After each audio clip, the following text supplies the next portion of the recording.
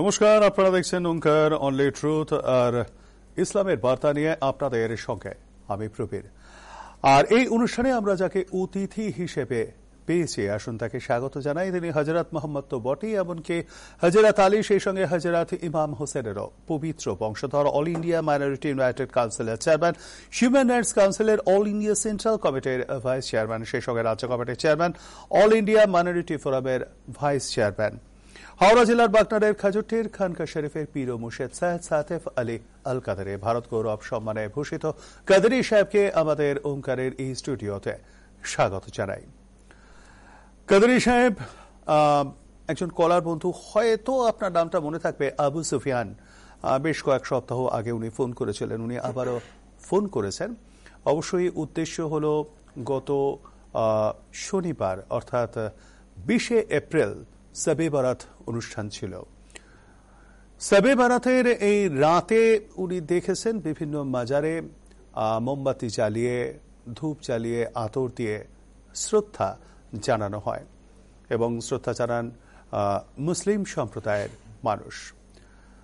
ওনার প্রশ্ন হল, শবে বারাতের তাৎপর্য কি? একই সঙ্গে উনি যেটা জানতে চেয়েছেন যে ক্রিয়াকলাপগুলি ইসলাম ধর্মের মানুষ শবে বারাতের রাতে পালন করে থাকেন, সেগুলি কতটা ইসলাম মোতাবেক। সমস্ত ভিউয়ার্সকে আমার আন্তরিক আদাব ও দোয়া জানিয়ে বক্তব্য শুরু করছি। আবু সুফিয়ানের প্রশ্নের সম্মুখীন আমি বিগত দিনেও হয়েছিলাম, আমার খুব ভালোভাবে মনে আছে। আর নতুন করে উনি প্রশ্ন তুলেছেন, যেটা আমাকে খুব ভাবিয়ে তুলছে, আমাকে বাস্তবিক অবাক লাগছে যে উনি বিগত দিনে মুহররম শরীফের ক্রিয়াকলাপ নিয়ে আমাকে প্রশ্ন করেছিলেন, উনি জিকরে শাহাদাত পাকের ক্রিয়াকলাপ নিয়ে আমাকে প্রশ্ন করেছিলেন। এখন দেখতে পাচ্ছি উনি শবে বরাত নিয়েও আমাকে প্রশ্ন করছেন। তো যাই হোক, উনি যখন প্রশ্ন করেছেন, ইনশাআল্লাহ আমি আমার ক্যাপাসিটি মোতাবেক ওনাকে নিশ্চয়ই আমি ওনার প্রশ্নের উত্তর দেব। দেখুন, প্রথম কথা হচ্ছে যে শবে বারাত হলো ইবাদতের রাত, অর্থাৎ আল্লাহ তাবারক ওয়া তাআলার ইবাদত করা হয় এই পবিত্র রাতে। যেমন ধরুন শবে মেরাজ যেটাকে বলা হয়, শবে মেরাজের তাৎপর্য কি? শবে মেরাজ হচ্ছে যে ওই রাতে হুজুর রাসূলুল্লাহ সাল্লাল্লাহু আলাইহি ওয়াসাল্লাম উনি আল্লাহর সঙ্গে সাক্ষাৎ করেছিলেন। এটা হলো অফিশিয়াল সাক্ষাৎ, শবে মেরাজ। সেই জন্য সেই রাতের একটা আলাদা তাৎপর্য রয়েছে। শবে কদর, সেই রাতের অনেক তাৎপর্য রয়েছে। কেন? কারণ সেই রাতে পবিত্র কোরআনে মজিদ নাজিল হয়েছিল, অর্থাৎ আমরা যে আমাদের ধর্মগ্রন্থ রয়েছে পবিত্র কোরআন শরীফ, সেটা নাজিল হয়েছিল, সেটা হলো শবে কদর।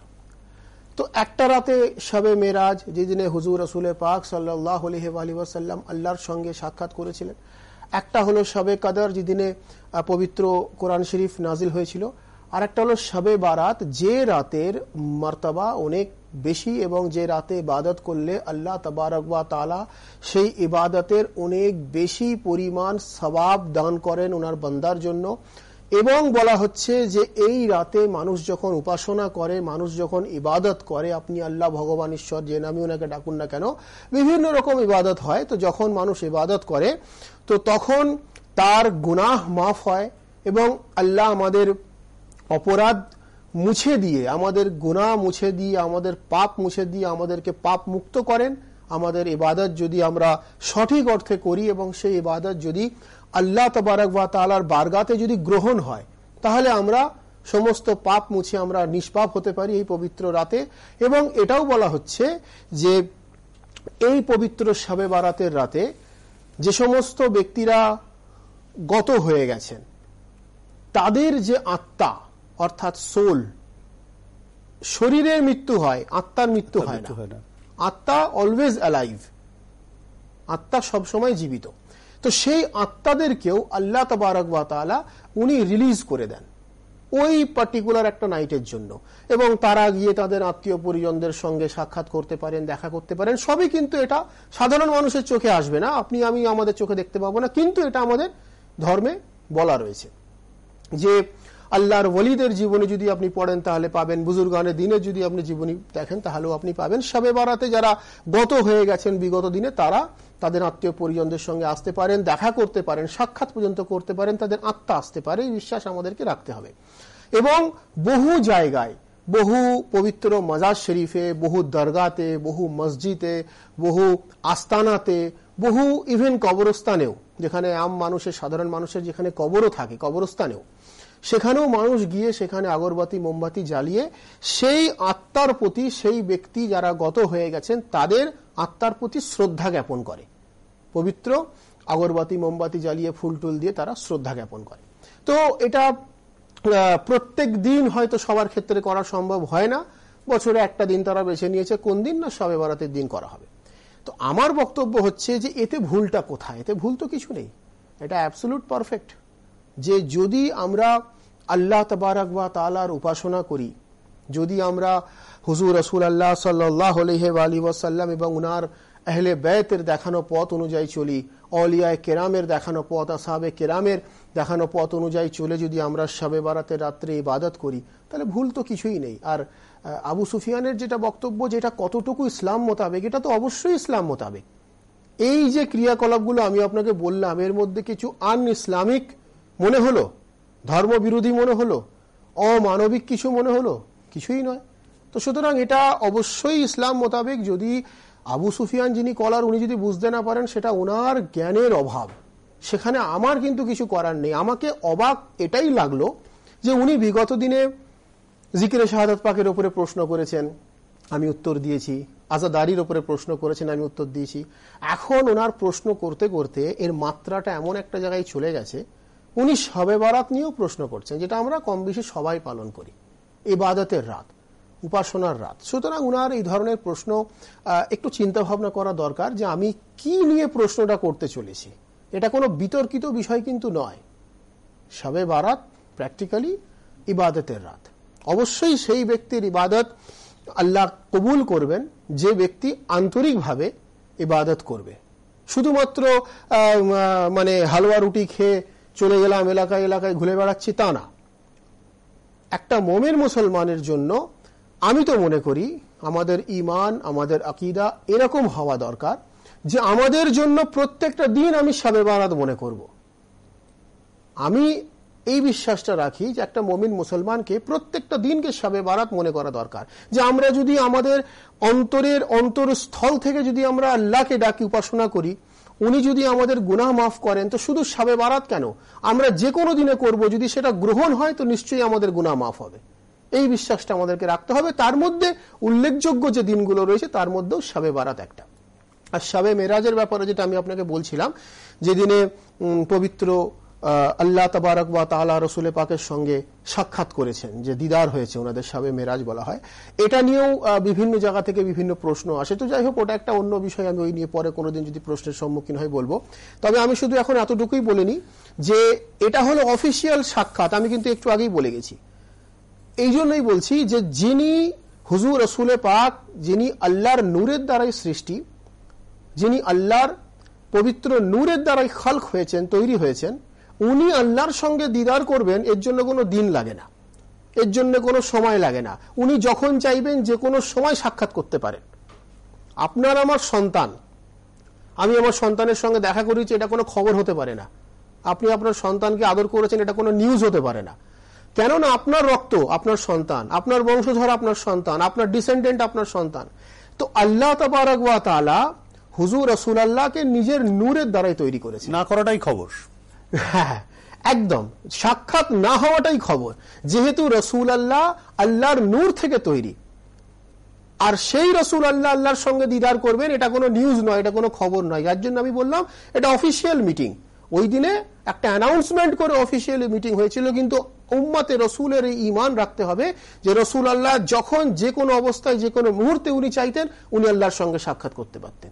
এই বিশ্বাসটা আমাদেরকে রাখতে হবে। সুতরাং একটা জিনিস আপনি যেটা বললেন যে ওদিনকে পূর্বপুরুষ যারা আছে, একদম একদম তাদেরও উদ্দেশ্যে মানে স্মৃতি তর্পণ করা হয়। উনাদের উদ্দেশ্যে স্মৃতি, উনাদের উদ্দেশ্যে মূলত যেটা হয়, যেটা আমরা করি আর কি, প্রত্যেকটা আমরা মুমিন মুসলমান যেটা করি, সেটা হচ্ছে যে আমরা ইবাদত করি।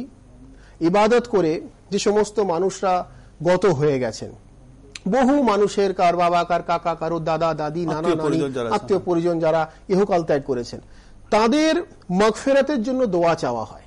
প্রত্যেকটা মানুষ যেটা করে, তাদের আত্মার শান্তি কামনার জন্য একটা প্রার্থনা। তাদের আত্মার শান্তি কামনার জন্য প্রার্থনা করা হয়। আল্লাহর ওলিদের ক্ষেত্রে আলাদা, আল্লাহর ওলিদের ক্ষেত্রে ফর্মুলাটা তখন ইবাদত করে নজর করা হয়, সেটা একটা আলাদা স্টেজ। আর সাধারণ মানুষের ক্ষেত্রে সেটা আত্মার শান্তি কামনার জন্য ফরিয়াদ করা হয়, প্রার্থনা করা হয়। কারণ তারা ইহকাল ত্যাগ করে গেছেন, তাদের যারা বংশধরেরা রয়েছেন তাদের একটা নৈতিক কর্তব্য তাদের পূর্বপুরুষের প্রতি তাদের মাগফিরাতের জন্য দোয়া চাওয়া, সেটা করা। এবার তার সঙ্গে সঙ্গে নিজ নিজ তার পরিবার পরিজন তার পুরো ফ্যামিলির জন্য সেও আল্লাহ তাবারক ওয়া তাআলার কাছ থেকে ফরিয়াদ করে, দোয়া চাই। এই সমস্ত নামাজ, ফরজ নামাজ, সুন্নত নামাজ, নফল নামাজ, যত নামাজ রয়েছে সমস্ত নামাজ আদা করার পর তার সঙ্গে সঙ্গে কোরআন শরীফ তেলাওয়াত হয়, তার সঙ্গে আরো বহু ক্যাটাগরির নফল ইবাদত যত রয়েছে সবকিছুই করা হয়। সুতরাং উনার প্রশ্ন আবু সুফিয়ানের এটা কতটুকু ইসলাম মোতাবেক, আমার উত্তর এটা 100% ইসলাম মোতাবেক। একদমই তাই।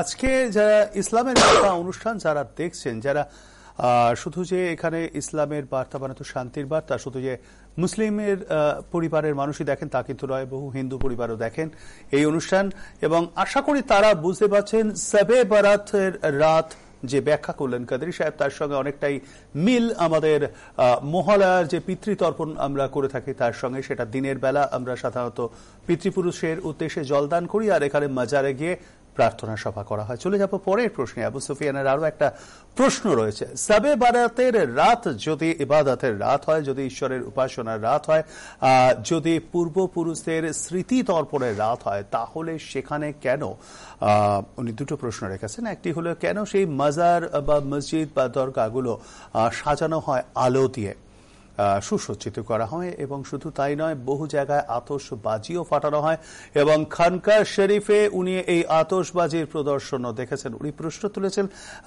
এর পেছনে কি কারণ রয়েছে। ওনার মূল প্রশ্ন হচ্ছে যে উনি ঠিক এটাই প্রশ্ন করতে চাইছেন যে যদি এটা উপাসনার রাত, এটা যদি ইবাদতের রাত, তো এই ইবাদতের রাতে কেন কিসের জন্য আতশবাজি ফাটানো হয়। আর একটা উনি কি বলেছেন যে কেন লাইট টাইট দিয়ে লাইট জ্বালানো হয় এবং বাজি ফাটানো হয়। একদম একদম একদম। দেখুন ব্যাপার হচ্ছে যে আবার আমি বলছি ইনার কিন্তু একটু ইনকমপ্লিট নলেজ অ্যাবাউট ইসলাম। ইসলামের ব্যাপারে উনি কিন্তু কমপ্লিট পূর্ণ নলেজ কিন্তু উনি রাখেন না, যার জন্য উনি এই কথাটা বললেন। একটু আগে একটা উনি প্রশ্ন করে ফেললেন যে শবে বারাতের তাৎপর্য কি, শবে বারাতে যেগুলো হয় ওটা ইসলাম মোতাবেক কিনা, সেটা আমি ওনাকে ব্যাখ্যা দিলাম। 2 নম্বর উনি বলছেন যে এই যে আতশবাজি ফাটানো, বম ফাটানো, আনন্দ করা, বাড়ি টাড়ি আলোকিত করা, সাজানো, এবং উনি দেখেছেন যে খানকা শরীফেও উনি এই বাজি টাজি ফাটাতে উনি দেখেছেন। দেখুন ব্যাপারটা হচ্ছে এই ফাটানোগুলো, বাজি টাজি ফাটানো, এটা কিন্তু শবে বারাতের জন্য হয় না। শবে বারাতের দিনে আরো একটা তারিখ আছে, উনি কিন্তু সেটা ভুলে গেছেন। এটা কিন্তু ওনাকে একটু আমি ওনার নলেজ একটু দিয়ে দিতে চাই যে হুজুর ইমামে মোহাম্মদ মেহেদী আলাইহিস সালাম, হুজুর ইমাম মোহাম্মদ মেহেদী আলাইহিস সালাম, যিনি হলেন ইসলামের 12তম ইমাম, 12th ইমাম অফ ইসলাম, উনার ভিলাদত শরীফ, উনার জন্মদিন, উনার আবির্ভাব দিবস হলো সেই 15ই শাবান, অর্থাৎ সেই শবে বারাতের রাতে। এটা কিন্তু ওনাকে একটু জানার দরকার আছে যে আমরা যারা আনন্দ করি, আমরা যারা সেলিব্রেট করি ওই দিনটাকে, শুধুমাত্র ইবাদতের দিন বলে নয়। শবে বারাত তো ইবাদতের রাত আছেই, তার সঙ্গে বম, তার সঙ্গে লাইটের কোনো ফাংশন নেই। আমি আমার কথা বলছি, আমি অন্তত এইভাবেই করি। এবার কে কিভাবে করে আমি তো অন্যান্যদের কারোর দায়িত্ব নিতে পারবো না, বা অন্য কে কি জন্য করে সেই উত্তরটা সে দেবে। আমি আমার কথা আপনাকে বলছি যে আমি অন্তত এইভাবেই করি, বা আমাদের খানকা শরীফে এইভাবেই করা হয়। খানকা শরীফের অনুগামীরাও সেই এইভাবেই পালন করেন যে ইবাদত হয় শবে বারাতের জন্য, আর সেলিব্রেশন যেটা হয় সেটা হলো হুজুর ইমাম মোহাম্মদ মেহেদী আলাইহিস সালাম, যিনি হলেন 12th ইমাম অফ ইসলাম, যিনি ইসলামের 12তম ইমাম। উনারও পবিত্র বিলাদত শরীফ অর্থাৎ উনার পবিত্র জন্মদিন কিন্তু এই শবে বারাতের রাতেই, অর্থাৎ এই 15ই শাবান। তো সেই ইমামের পবিত্র বিলাদত শরীফ আমরা যারা উনার গোলাম রয়েছি, আমরা যারা উনার অনুগামী রয়েছি, এটা তো আমাদের জন্য আনন্দের দিন, এটা আমাদের জন্য সেলিব্রেট করার দিন, এটা আমাদের জন্য খুশির দিন। তো স্বাভাবিকভাবেই তো আমরা উনার গোলাম যারা রয়েছি, আমরা উনার অনুগামী যারা রয়েছি, আমরা তো সেটাকে উপভোগ করবই, আমরা তো সেটাকে এনজয় করবই, আমরা তো সেটাকে সেলিব্রেট করবই। অবশ্যই সেই সেলিব্রেশনটা যেন ইসলাম মোতাবেক হয়। সেলিব্রেশনটা এমন হলে হবে না যে সেটা ইসলাম বহির্ভূত হয়ে গেল। সেরকম হলে হবে না, সেরকম ভাবে কেউ কোনোদিন আমরা সেলিব্রেট করিও না। তো যারা ইয়াং জেনারেশন, যুবক ছেলেরা, যারা বাচ্চা ছেলেরা যারা চায় যে আমরা এই দিনটাকে একটু উপভোগ করব, আমরা এই দিনটাকে একটু এনজয় করব, তো তাদের জন্য তারা একটু আতশবাজি নিয়ে এলো, একটু ফাটালো বা একটু এনজয় করলো আজকের দিনটাকে। কেন না, ওই দিনে যেমন শবে বারাত রয়েছে, আল্লাহ আমাদের গুনাহ মাফ করে দেন, সেটাও আমাদের জন্য আনন্দ। আল্লাহ আমাদের দোয়া কবুল করেন, এটাও আমাদের জন্য আনন্দের বিষয়। ঠিক তার সঙ্গে সঙ্গে হুজুর ইমাম মোহাম্মদ মেহেদী আলাইহিস সালামের পবিত্র বিলাদত শরীফ, উনার জন্মদিন ওই পবিত্র শবে বারাতের রাতে 15ই শাবান। তো সুতরাং তাহলে এটা আমাদের জন্য কেন আনন্দের দিন হবে না? আর যদি আনন্দের দিন হয় আমরা কেন সেলিব্রেট করব না? সুতরাং এই আবু সুফিয়ান ভাই সাহেব যিনি ফোন করছেন, এই ভাই সাহেবের একটু জ্ঞানের একটু অভাব আছে। উনি ইসলামটাকে কমপ্লিট ভাবে জানেন না। উনি জানেন যে শবে বারাতের দিন যদি ইবাদতের রাত হয় তাহলে সেখানে কেন এই ধরনের সেলিব্রেশন হচ্ছে, উনি এটাই ভাবছেন। কিন্তু সেটা যে সেলিব্রেশনের সঙ্গে সঙ্গে, ইবাদতের সঙ্গে সঙ্গে সেখানে যে একটা সেলিব্রেশনেরও পার্ট আছে, সেটা কিন্তু উনি জানেন না। যার জন্য আমি আবার বলবো যে আল্লাহ তাবারক ওয়া তাআলা আমাদের প্রত্যেককে যেন ইসলামের সঠিক তালিম, ইসলামের সঠিক জ্ঞান যেন আমাদেরকে দান করেন প্রত্যেককে, যাতে করে আমরা যেন ইসলামকে সঠিকভাবে জানতে পারি, আমরা যেন কোরআন ও সহি হাদিসকে যেন আমরা সঠিকভাবে জানতে পারি, আমরা যেন রসুল ও আলে রসুলের দেখানো পথ অনুসরণ করে চলতে পারি, আমরা যেন আউলিয়ায়ে কেরাম ও আসহাবে কেরামের দেখানো পথ অনুসরণ করে চলতে পারি। এর জন্য আমাদেরকে ফরিয়াদ করতে হবে। আর তা না হলে কি হবে, টুপি তো মাথায় থাকবে, দাড়ি মুখে থাকবে, কিন্তু ইসলামিক জ্ঞান হবে অসম্পূর্ণ। যেই অসম্পূর্ণ জ্ঞানটা কিন্তু খুব ভয়ঙ্কর, যেই অসম্পূর্ণ জ্ঞানটা কিন্তু খুব ভয়ঙ্কর হয়ে যাবে। যেমন আমার পূর্বপুরুষরাও, ওনারাও খানকা শরীফের তরফ থেকে এইভাবেই মানুষকে বুঝিয়েছেন এবং আলহামদুলিল্লাহ আমরাও সেই ধারাবাহিকতা অনুযায়ী আমরাও সেটা করে চলেছি। যেমন হচ্ছে কি, এক জায়গায় বলা হচ্ছে যে যদি তুমি নাপাক অবস্থায় থাকো তাহলে তুমি ভুলেও পবিত্র কোরআন স্পর্শ করো না। এটা হলো আমাদের ধর্মের মধ্যে বলা রয়েছে। এখন যদি আপনি নাপাক কথাটা কেটে দেন তাহলে কি দাঁড়াবে? তুমি ভুলেও কোরআন স্পর্শ করো না, সেটা দাঁড়াবে, তাই না? যদি তুমি অপবিত্র থাকো তবে তুমি কোরআন স্পর্শ করবে না। এখন যদি অপবিত্রতাটাকে কেটে দেওয়া হয় তাহলে কি দাঁড়াবে? তুমি কোরআন স্পর্শ করো না, তাহলে সেটা ইনকমপ্লিট সেন্টেন্স হয়ে গেল। তাহলে আমি মানুষকে মিসগাইড করছি, সেটাই দাঁড়ালো। অর্থাৎ এই অল্প বিদ্যা যদি হয় সেটা কিন্তু ভয়ঙ্কর হয়ে যাবে। আর ঠিক এইরকমই একটা জিনিস কিন্তু দাঁড়িয়েছে আবু সুফিয়ানের ক্ষেত্রে। উনি ইনকমপ্লিট ভাবে ইসলামিক জ্ঞান রাখেন, আর যেটা সমস্যার সম্মুখীন আমাকে হতে হয় বা আপনাকেও হতে হয়। আপনি ফোন পান, আপনি প্রশ্ন পান, আপনি আমাকে প্রশ্ন করেন, আমি এখান থেকে উত্তরটা দিই, আর আবু সুফিয়ান সাহেব উনিও উত্তরগুলো পান। আলহামদুলিল্লাহ উনি ওনার উত্তরগুলো প্রশ্নের পেয়ে যাচ্ছেন এবং আল্লাহ, আমি বিশ্বাস করি আল্লাহ তাবারক ওয়া তাআলা আমার দ্বারাই ওনাকে ওনার প্রশ্নের উত্তরগুলো দিয়ে দিচ্ছেন, এটা আমি বিশ্বাস করি। তো আল্লাহর কাছে আমাদের প্রত্যেককে ফরিয়াদ করতে হবে যেন আল্লাহ তাবারক ওয়া তাআলা আমাদেরকে যেন হেদায়েত করেন, আমাদেরকে যেন ইসলামের সহি রাস্তায় চলার যেন তৌফিক দান করেন। বাস এতটুকুই বলবো। আমি আবার বলবো যে পবিত্র শবে বারাতের যে রাত, ওটা যেমন ইবাদতের রাত, তার সঙ্গে সঙ্গে হুজুর ইমাম মোহাম্মদ মেহেদী আলাইহিস সালাম, যিনি ইসলামের 12তম ইমাম, উনার কিন্তু বিলাদত শরীফেরও রাত, উনার কিন্তু পবিত্র জন্মদিনের রাত, যেটার জন্য আমরা সেলিব্রেট করি। এবারে সেলিব্রেশনের পদ্ধতিটা যদি খুব ইসলাম বহির্ভূত হয়ে যায় সেটাও হবে না, কারণ যিনি ইসলামের 12তম ইমাম, উনার জন্মদিনে ইসলাম বহির্ভূত পথ অবলম্বন করা যাবে না। যার জন্য বাচ্চারা যদি একটু আনন্দ করে, বাচ্চারা যদি একটু লাইট টাইট জ্বালায় এবং বিভিন্ন মানুষকে গিয়ে যদি লাড্ডু বিতরণ করে, মিষ্টি বিতরণ করে, তো সেটা ভুল কিছু নয়। ঠিক যেভাবে আমরা 3 শাবান হুজুর ইমামে হুসাইন আলাইহিস সালামের বিলাদত শরীফ পালন করেছিলাম গত কয়েকদিন আগে, আলহামদুলিল্লাহ খুব বড় করে আলহামদুলিল্লাহ খানকা শরীফের তরফ থেকে হয়েছিল, বহু মানুষের জমায়েত হয়েছিল। ঠিক যেভাবে আমরা 13ই রজব করি, বা যেভাবে 13ই রজব হুজুর মওলা আলী আলাইহিস সালামের পবিত্র বিলাদত শরীফের তারিখ পাক, এরকম বহু ইমাম পাক গণেদের, বহু আউলিয়ায়ে কেরামের বিলাদত শরীফের তারিখ পাক রয়েছে। বিভিন্ন সময় ওনাদের একটার পর একটা পালন করা হয়, তো সেগুলো ভুল কিছুই নয়। ঠিক একইভাবে যিনি 12th ইমাম অফ ইসলাম, উনার বিলাদত শরীফের তারিখ পাক যদি শবে বারাতের রাতে হয়, তো তাহলে আমরা যদি সেলিব্রেট করি তাহলে এক তো হচ্ছে আমরা আল্লাহর ইবাদত করছি শবে বারাতে, উল্টো হলো সেই আল্লাহর রসুল সাল্লাল্লাহু আলাইহি ওয়া সাল্লামের, উনি যিনাকে ইমাম বলে ঘোষণা করেছেন, সেই পবিত্র ইমাম পাক গণেদের মধ্যে 12তম ইমামের পবিত্র বিলাদত শরীফের তারিখ পাক। তো সুতরাং এটাও আমাদের জন্য পালন করাটা মানে কম্পালসারি। আমি মনে করি এটা অনেক বড় ইবাদত। চলে যাব পরের প্রশ্নে কাদরী সাহেব। অবশ্যই এটা রাজনৈতিক এবং কিছুটা সামাজিকও বটে। গুজরাট থেকে একজন কলেজের স্টুডেন্ট তিনি ফোন করেছিলেন আমাদের দফতরে এবং তার উপলব্ধি এবং তার দাবি, যেটাই বলুন না কেন, যে পশ্চিমবঙ্গে বিজেপির আজকে এই যে বাড়ন্ত, এটার জন্য দায়ী আমাদের রাজ্যের প্রশাসনিক প্রধান তথা তৃণমূল সুপ্রিমো মমতা বন্দ্যোপাধ্যায়।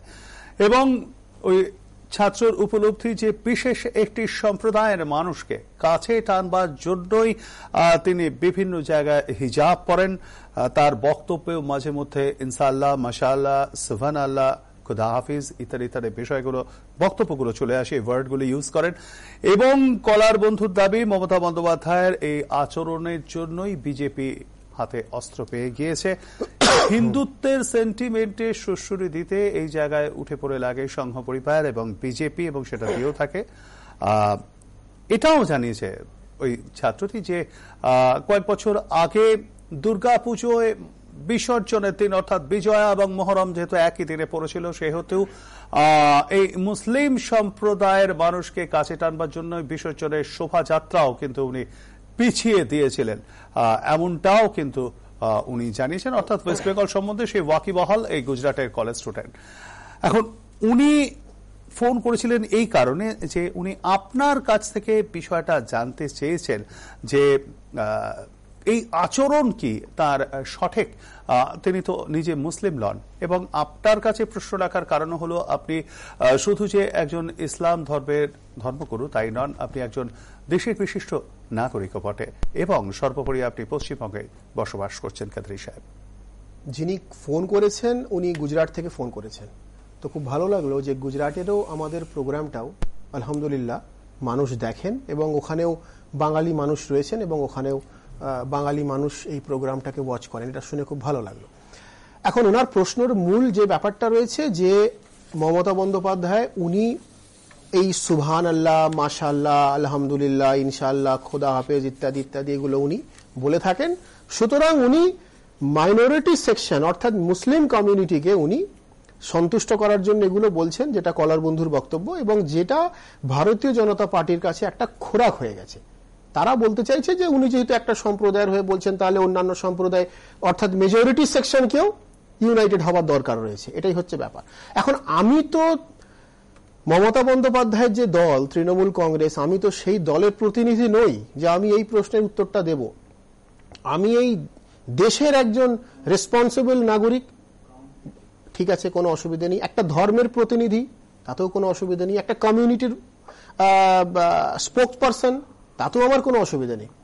কিন্তু আমি কোনো পলিটিক্যাল ব্যক্তি তো নই যে আমি তার কথার উত্তর দেবো। তবুও যদি আপনি প্রশ্ন করছেন, আমি মানে যতটুকু সম্ভব আমি আপনাকে বলছি যে দেখুন, পলিটিক্স আলাদা জিনিস আর ধর্ম আলাদা জিনিস, দুটো কিন্তু সম্পূর্ণ আলাদা। রাজনীতির ব্যানারে হবে, ধর্ম ধর্মের ব্যানারে হবে, দুটোকে কিন্তু একে অপরের সঙ্গে মিলিয়ে দিলে হবে না।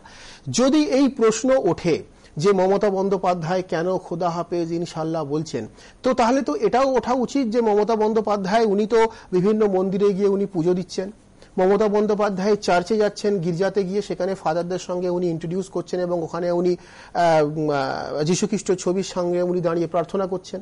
মমতা বন্দ্যোপাধ্যায় জৈন ধর্মগুরু যিনি রয়েছেন কলকাতাতে বা ন্যাশনাল লেভেলে, তাদের সভাতেও রানী রাসমণি রোডে মমতা বন্দ্যোপাধ্যায় গত কয়েকদিন আগে গিয়েছিলেন, সেখানে জৈন ধর্মের সভাতে উনি গিয়ে তাতে উনি গিয়ে উপস্থিত ছিলেন। উনি ইসলামিক প্রোগ্রামগুলোতেও আমরা ওনাকে বহুবার যেতে দেখেছি। তো সুতরাং উনি তো সর্বধর্ম নিয়ে বলছেন। তো সুতরাং সেখানে একটা ধর্মের পার্টিকুলার কথা বলাটা আমার মনে হয় শোভনীয় নয়। আর আরেকটা জিনিস হচ্ছে যে উনি কেন বলছেন এর উত্তর উনি দেবেন, এটা আমি উনার বিহাফ থেকে আমি বলতে পারবো না। আই এম নট মানে in favour of some political party, neither I am against any political party. আমি কোনো পক্ষ বিপক্ষে কিন্তু নই, আমি একদম নিরপেক্ষ আপনাকে বলছি যে ধর্মীয় ব্যাপার, জাতীয় ব্যাপার আর রাজনৈতিক ব্যাপার, এই তিনটেকে কিন্তু আলাদা আলাদাভাবে ভাবা দরকার। এখন যদি প্রশ্ন আসে যে মমতা বন্দ্যোপাধ্যায় কেন ইনশাআল্লাহ সুবহানাল্লাহ বলছেন, এটা একটা পার্টিকুলার মুসলিম একটা কমিউনিটির বলে, এইগুলো একটা কমিউনিটির ভাষা, উনি মুখ্যমন্ত্রী হয়ে বলতে পারেন না, উনি সবার প্রতিনিধি। তাহলে সাইড বাই সাইড আরেকটা প্রশ্ন কিন্তু আসবে। এখন আমি প্রশ্নটা করা মানে আবার বলবেন না আমি কোনো পার্টির পক্ষে বিপক্ষে বলবেন না, নিরপেক্ষই বলছি যে আমরা ভারতীয় জনতা পার্টির কাছে আমরা দেখেছি পলিটিক্যাল মিটিং এ ভারত মাতা কি যে একটা স্লোগান লাগানো হয়। তো প্র্যাকটিক্যালি ভারত মাতা কিন্তু ভারতীয় জনতা পার্টির নয়, ভারত মাতা কিন্তু ভারত কিন্তু আমাদের সবার। তো ভারত মাতা কি যায় এটাকে পলিটিক্যালি ভাবে ইউজ না হওয়াটাই উচিত, কারণ ভারত যেহেতু আমাদের সবাই, আমরা সবাই বলবো ভারত জিন্দাবাদ, ভারত জয় হো, হিন্দুস্তান জিন্দাবাদ আমরা সবাই বলবো, সেই একই ভাষা ভারত মাতা কি যায়। তো এটাকে কিন্তু তাহলে ভারত মাতাকে মেনে নিলেন। দেখুন আমি আপনাকে আগেও বলেছি যে ভারত মাতা মানতে কিন্তু কারোর কোনো বাধা নেই, কিন্তু মাতাতে যেন শুধু ভারতের ম্যাপ থাকে, সেখানে না কাবা শরীফ মদিনা শরীফের ছবি থাকবে, না কোনো ধর্মের কোনো দেবদেবীর ছবি থাকবে। আমি কিন্তু আগেও বলেছি যে ভারত অর্থাৎ ইন দ্য সেন্স যদি শুধু ভারতের ম্যাপ থাকে তাহলে ভারত মাতা বলতে কারোর কোনো দ্বিধা হওয়া উচিত নয়। তার কারণ ভারত হলো আমাদের মাদারল্যান্ড।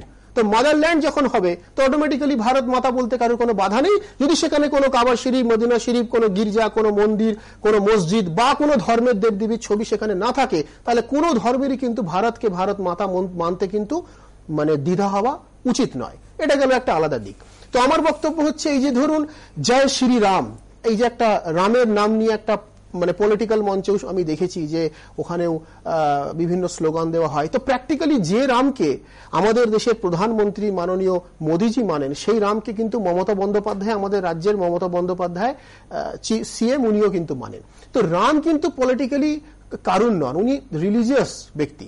তো রামের পার্সোনালিটি নিয়ে কিন্তু কোনো পলিটিক্যাল দলকেই কিন্তু রাজনীতি করা উচিত নয়। ন্যাশনাল ইস্যু যেটা রয়েছে ভারত মাতা, এটা কিন্তু আমাদের ন্যাশনাল সাবজেক্ট, যেটা প্রত্যেকটা রাজনৈতিক দলের লোক মানবে, সেটাকে কিন্তু পলিটিসাইজ করে একটা দলের স্লোগান বানানো কিন্তু উচিত নয়। Side by side Mamata Bandyopadhyay যদি কোনো ব্যক্তিগত দলকে পক্ষে গিয়ে বলেন, আমার মনে হয় উনি নিরপেক্ষ থেকে সর্ব ক্যাটাগরির মানুষকে নিয়ে চলাটাই উচিত বলে আমি মনে করব। একদমই তাই। অসংখ্য ধন্যবাদ কাদারি সাহেব আজকের এই অনুষ্ঠানে এত সুন্দরভাবে বিষয়টা নিয়ে আলোচনা করবার জন্য। অবশ্যই রাজনৈতিক সামাজিক সেরকম যেটা নিয়ে আলোচনা হয়েছে, তেমনি একই সঙ্গে ধর্মের বিষয় নিয়েও আলোচনা হয়েছে। সাবে বারাতে তাৎপর্য আমরা সবাই জানতে পেরেছি। ধন্যবাদ কাদারি সাহেব আজকে স্টুডিওতে আলোচনা করবার জন্য। আজ ইসলামের বার্তা এই পর্যন্তই। দেখতে থাকুন আপনার চ্যানেল।